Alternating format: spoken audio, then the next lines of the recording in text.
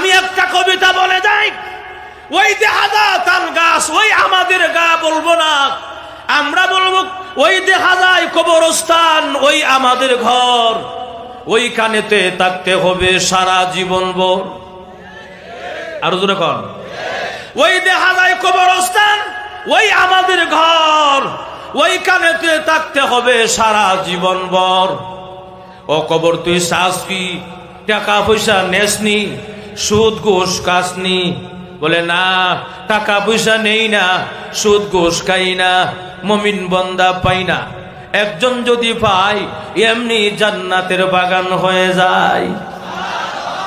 এজন্য আল্লাহর রাসূল বলেন, আল কবরু রাউযাতুম মিন রিয়াজিল জান্নাত আও হুফরাতুম মিন হুফারিন নার। কবরটা কারোর জন্য জাহান্নামের গাড়া হবে, আবার কারোর জন্য জান্নাতের বাগান হবে। ঈমান আমল যদি খারাপ হয় কবরটা জাহান্নামের টুকরা হয়ে যাবে, কোনো সন্দেহ নাই।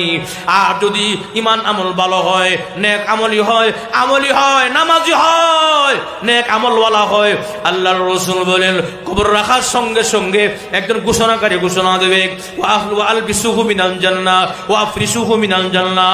আমার বান্দাকে জান্নাতি পোশাক পরাইয়া দাও, আমার বান্দাকে জান্নাতি বিছানা বিছাইয়া দাও, এবং কবর থেকে একটা দরজা খুলে দে জান্নাত বরাবর।